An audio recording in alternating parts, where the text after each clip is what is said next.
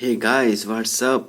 सो हमने wave motion के theory को पिछले क्लासेस में देख लिया था। अगर अभी तक नहीं देखा है तो जाके प्लेलिस्ट बना दिया हूँ वेव का, और वहाँ पर जाके आप थ्योरी को 27 मिनट तक लगभग थ्योरी डिस्कस किया हूँ। लेकिन वो थ्योरी नहीं है, उसमें बहुत सारी चीज़ें हैं जो मैंने नई चीज़ें खुद से, काफ़ी सारी चीज़ें, जैसे ग्रेविटेशनल वेव मैंने बताया।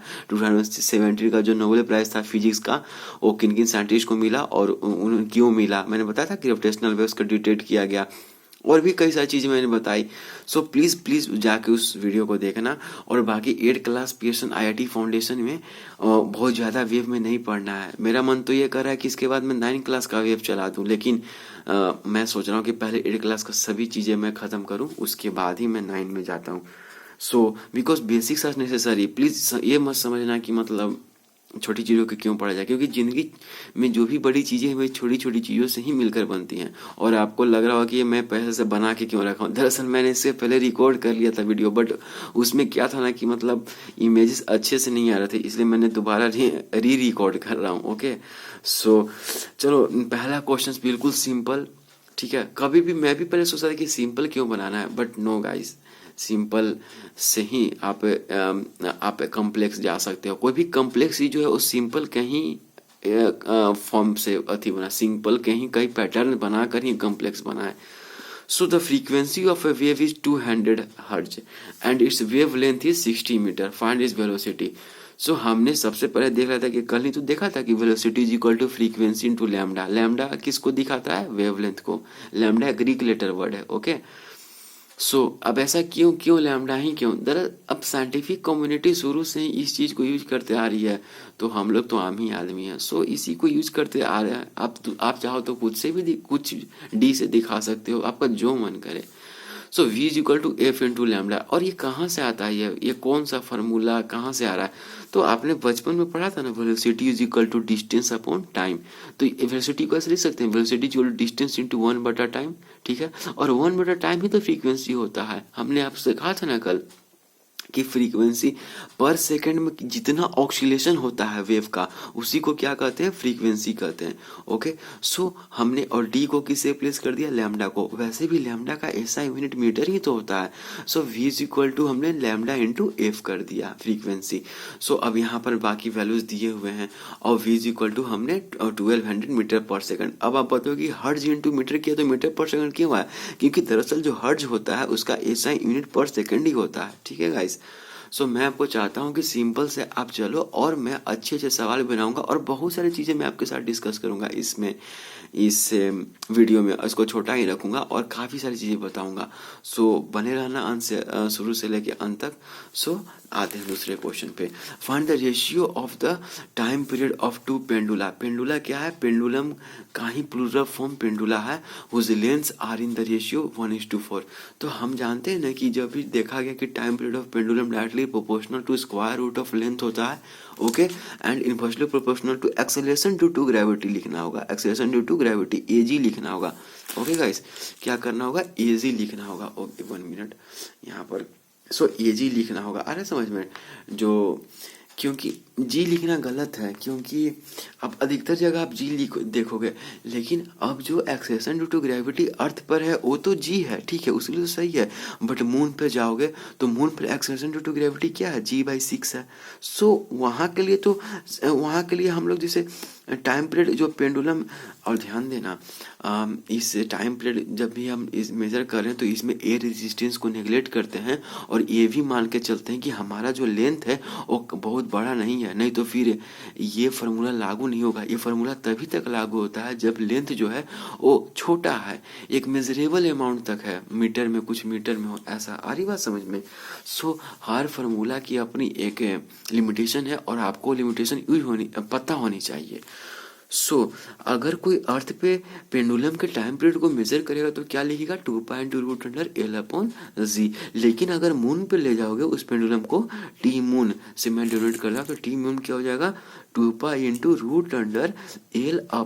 √G/6। आ रही बात समझ में?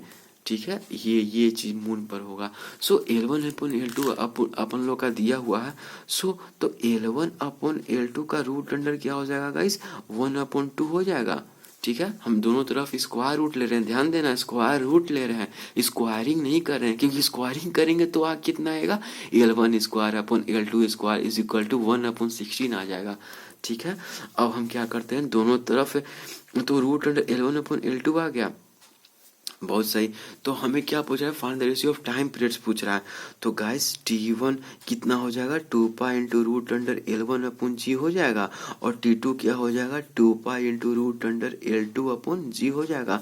तो ये पहला इक्वेशन है, दूसरा इक्वेशन है, और अपन लोग क्या करेंगे कि T1 अपॉन T2 को क्या कर देंगे, 1/2 कर देंगे। ओके, इक्वेशन 1 अपॉन इक्वेशन 2 पढ़ा है ना लीनियर इक्वेशन सॉल्व करने के लिए। तो 2 पाई कैंसिल, और रूट अंडर जी कैंसिल, तो क्या बचा, root under L1 upon L2 बचा। रूट अंडर या स्क्वायर रूट जो भी बोलो आप।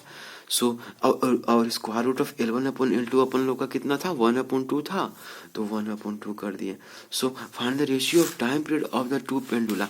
द रेशियो कितना आ गया गाइस, 1:2 आ गया। अरे बात समझ में, ठीक है।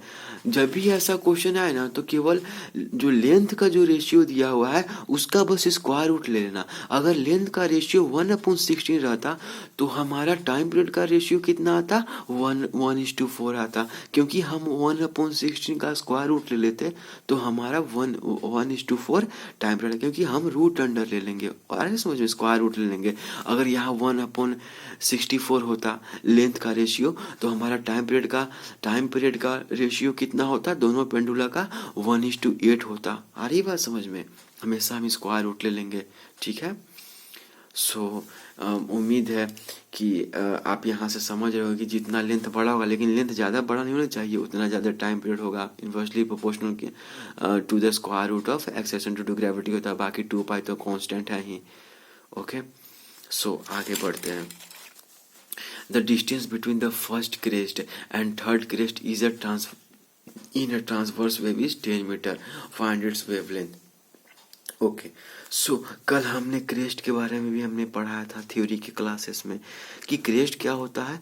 तो जो मैक्सिमम डिस्प्लेसमेंट होता है, ध्यान देना, वेव का नहीं, वेव पार्टिकल का, क्योंकि ट्रांसवर्स वेव की एक सबसे बड़ी विशेषता क्या थी कि जो पार्टिकल था वो वेव मोशन के परपेंडिकुलर में, अगर वेव की मोशन का डायरेक्शन मान लो ईस्ट है, तो जो पार्टिकल है वो नॉर्थ साउथ यानी इसके परपेंडिकुलर ट्रैवल करता था। मान लो वेव का मोशन इस तरफ है, ठीक है, एक्स एक्सिस प्लस और एक्स एक्सिस की ओर पॉजिटिव, एक्स एक्सिस की ओर, तो जो हमारा वेव का जो पार्टिकल है वो किधर की ओर मूव करेगा, ध्यान देना, किधर क्यों मूव करेगा, हमारा प्लस वाई एक्सिस की ओर। आ रहा है समझ में, वेव पार्टिकल का मोशन कुछ इस तरह से होगा। और ये चीज़ बहुत ही इंपॉर्टेंट है, क्लास 11 में जब आप वेव मोशन को पढ़ोगे तो बहुत ही इंपॉर्टेंट है। इस चीज़ को बहुत लोग समझते नहीं, बात को, लोगों को लगता है कि जिधर वेव मूव कर रही है उधर ही पार्टिकल मूव कर रही है, और ऐसा इसलिए भी लगता है क्योंकि काइनेमेटिक्स में तो केवल पढ़ा था कि वेलोसिटी निकालना, लेकिन मोशन में एक्सेलरेशन निकालना, लेकिन एक्सेलरेशन मोशन हो क्यों रहा है ये चीज़ हम लोग नहीं पढ़ते थे। उसके बाद आया डायनामिक्स यानी न्यूटन्स लॉज ऑफ मोशन। तो हमने क्या, तो फिर हमने सोचना चाहा, हम लोग सोचे कि मोशन हो रहा है तो क्यों हो रहा है, तो हमने देखा कि फोर्स लगता है, तो किसी रेस्ट बॉडी पर फोर्स लगा तो एक्सेलरेशन में हो जाता है, और किसी एक्सेलरेटेड बॉडी को फोर्स लगा के रोकने की कोशिश करो तो वो रेस्ट में आ जाता है। लेकिन अब तक जो हमने दोनों चैप्टर पढ़े थे काइनेमेटिक्स और डायनेमिक्स, उसमें जो पार्टिकल्स था वो उसी तरफ मोशन कर रहा था जिस तरफ मोशन बॉडी कर रहा था, यानी न्यूटनियन क्लासिक फिजिक्स था वो। लेकिन अब वेव में ऐसा नहीं होता है उतना, मतलब ट्रांसवर्स में तो बिल्कुल नहीं होता है। ओके गाइस, सो मतलब कल मैंने ऐसी चीज़ पढ़ाई थी, मैं दोबारा रिपीट करूंगा तो बहुत समय लग जाएगा। तो मैं सीधे मुद्दे पर आता हूँ। हमने क्या पढ़ा था कि the distance between two successive crest और the distance between two successive trough is wavelength. Okay, और कल वेवलेंथ के बारे में भी हमने कुछ कुछ देखा था। सो अब देखो, कोई एक ट्रांसवर्स वेव होगा। ओके ओके, सो ये क्रेस्ट होगा, पहला क्रेस्ट, ये फर्स्ट क्रेस्ट होगा, ये दूसरा क्रेस्ट होगा, सेकेंड क्रेस्ट, और फिर इसको और आगे बढ़ा लो मन कर रहा है तो। ओके, सॉरी दिख नहीं रहा होगा आपको। सो एक मिनट, सो ये ऐसे हो गया। सो ये थर्ड क्रेस्ट हो जाएगा। आ रही बात समझ में? इसको क्या पढ़ते हैं? ई ट्रफ, फर्स्ट ट्रफ हो गया T1, ये T2, ये हमारा फर्स्ट क्रेस्ट हो गया, ये C1 हो गया, ये सेकंड क्रेस्ट हो गया, और ये C3 हो गया। इसी तरह अनंत तक C4 आएगा, C5 आएगा, ये T1 T2, ये नीचे ट्रफ कहलाता है। तो the distance between first crest and third crest in a transverse wave, so the distance between the first crest and third crest in transverse wave is 10 metre. तो ये तो 10 मीटर दिया हुआ है, लेकिन क्या ये वेवलेंथ होता है? नहीं, वेवलेंथ तो इसको कहते हैं जो फर्स्ट से सेकंड क्रेस्ट के बीच की दूरी को वेवलेंथ कहते हैं, या सेकंड से थर्ड क्रेस्ट यानी सक्सेसिव क्रेस्ट के बीच की दूरी को क्या कहते हैं? वेवलेंथ कहते हैं। ओके गाइस, इसका मतलब ये दूरी तो लैम्डा है। ओके, ये भी दूरी लैम्डा है, तो इसका मतलब फर्स्ट क्रेस्ट से लेकर सेकंड क्रेस्ट के बीच की दूरी कितना होगी? 2 लैम्डा होगी। आ रही बात समझ में? So 2 lambda is equal to, आ रही बात समझ में? फर्स्ट क्रेस्ट से थर्ड क्रेस्ट के बीच की दूरी कितनी होगी? 2 लैम्डा होगी, lambda plus lambda. So 2 lambda is equal to 10 metre. So lambda is equal to कितना हो जाएगा? 5 मीटर। तो यही लैम्डा क्या है? हमारा वेवलेंथ है। तो ये जो वेव दिया हुआ है इस पर्टिकुलर क्वेश्चन में, उसका वेवलेंथ कितना है? 5 मीटर है। ओके, और मेरे अभी और बने रहना मेरे साथ, क्योंकि मैं मजेदार चीजें अभी और भी क्वेश्चन आपका वेट कर रहे हैं, so don't miss out. Okay, so अब आते हैं। अच्छा, हमेशा जब भी ग्राफ दिया हो ना तो ध्यान देना कि एक्स में क्या दिया हुआ है, और यहाँ पर एक्स में दिया था डिस्टेंस दिया था, और वाई में डिस्प्लेसमेंट दिया था, और सब मीटर पर सेकंड में दिया था। मैं लिखना भूल गया, I am sorry. So metre पर सेकंड में बहुत इंपॉर्टेंट होती है छोटी छोटी चीजें, ठीक है।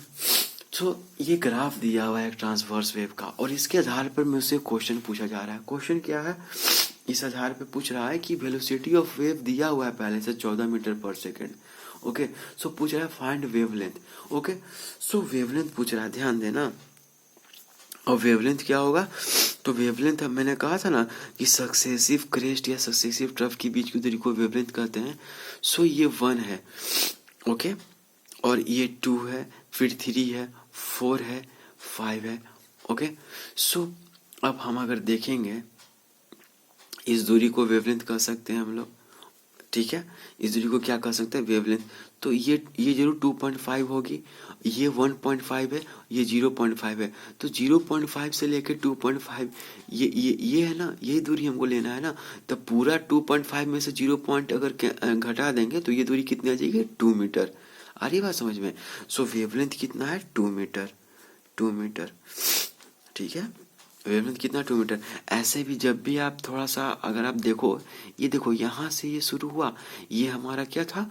मीन पोजीशन था। मीन पोजीशन से पार्टिकल कहाँ गया? एक्सट्रीम पोजीशन पे।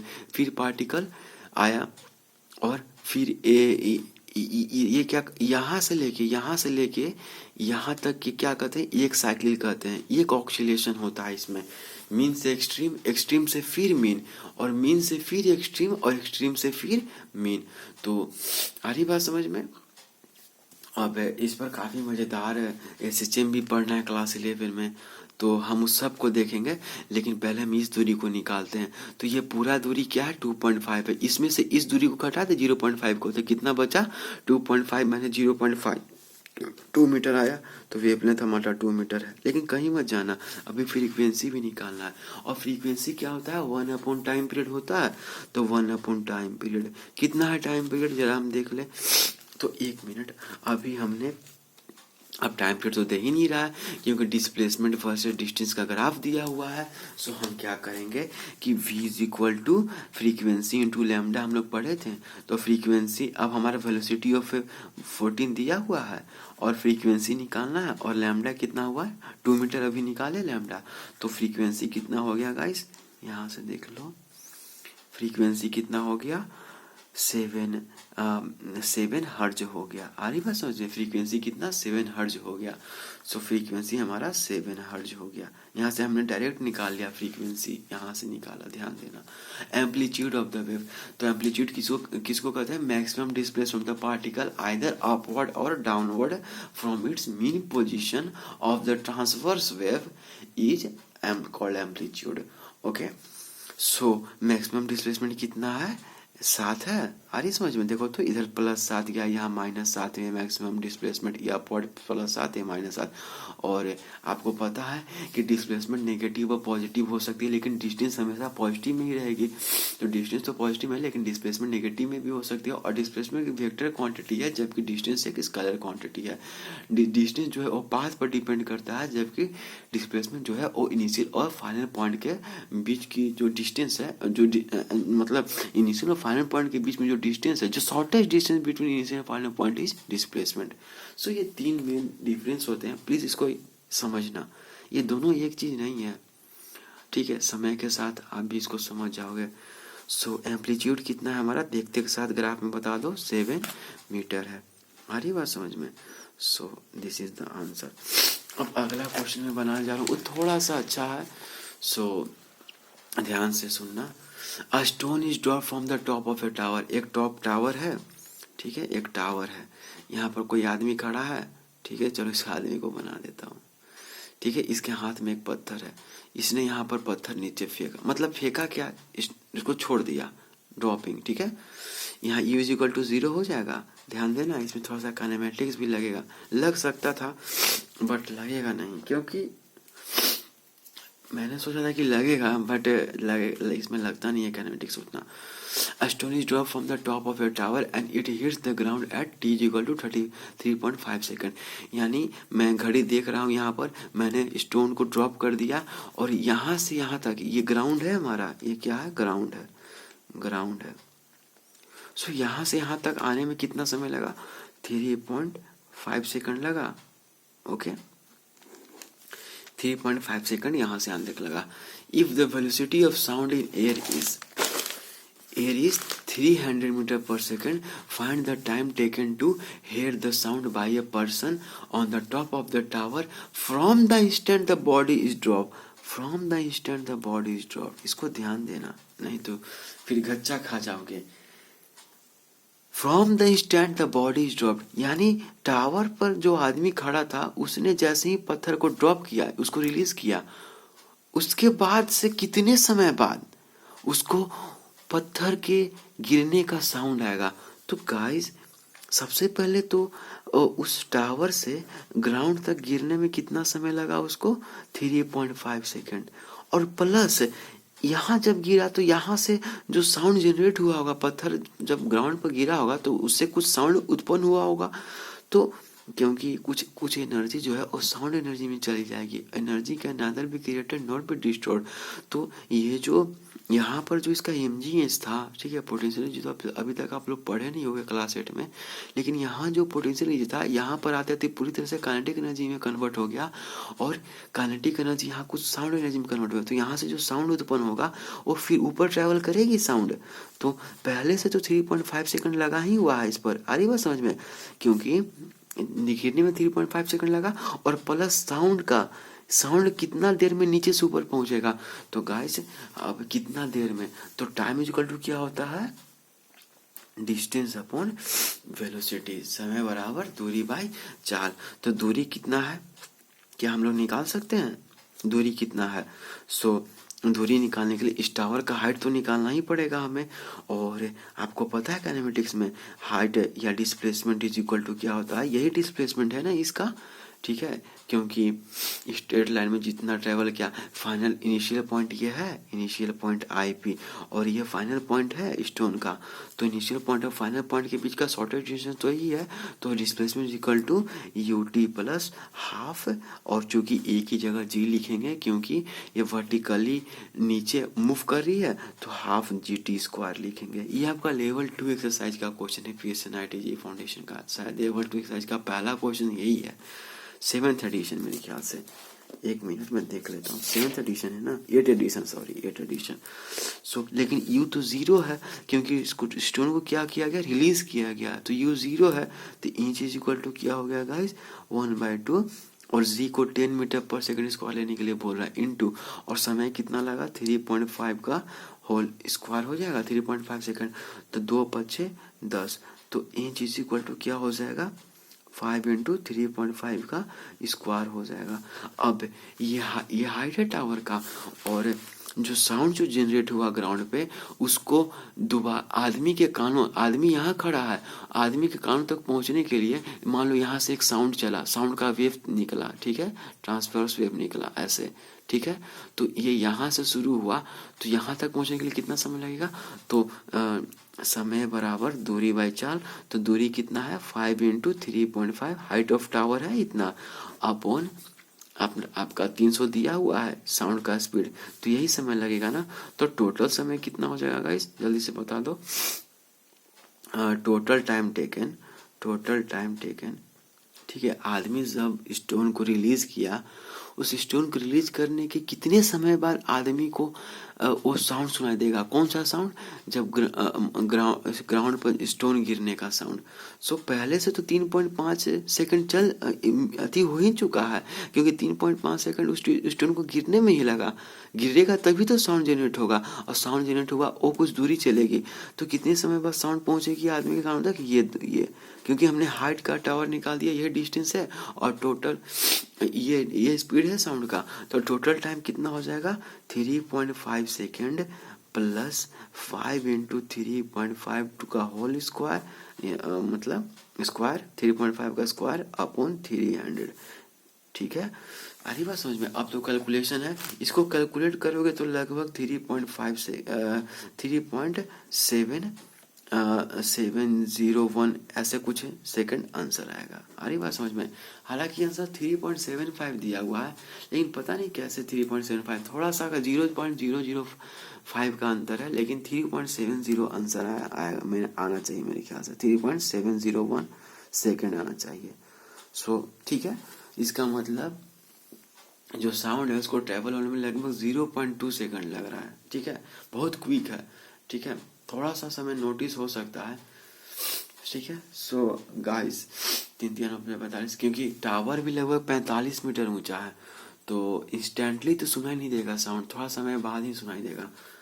अरे बात समझ में, तो लगभग कितना हमारा आंसर है 3.7, इसको कैलकुलेट करोगे तो लगभग 3.701 सेकंड आएगा मेरे ख्याल से,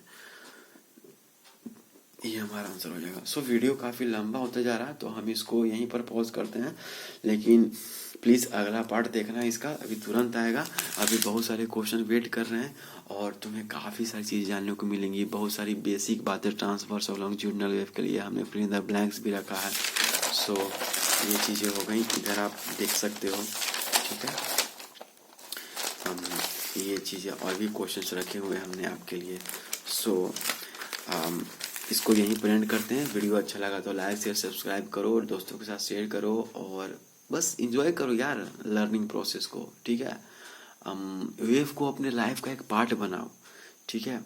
अभी मुझे लगता है काफ़ी खोजें होनी बाकी है वेव में, जैसे कि अब मंत्र का जो उच्चारण होता है, ठीक है, तो मंत्र के उच्चारण से क्यों, मतलब कैसा वाइब्रेशन पैदा होता है, मंत्रों में खास तरह का वाइब्रेशन होता है, इस पर तो खोज होना चाहिए, क्योंकि आप देखते होगे ना कि मंत्र के उच्चारण से मूड बदलता है, ऐसा क्यों होता है, हो सकता है उसमें से कुछ वाइब्रेशन पैदा होता हो आसपास के एटमॉस्फेयर में, वो किस तरह का वाइब्रेशन है आप, ठीक है, इसको आप वाइब्रेशन क्या है, एक वेव का ही तो फॉर्म है।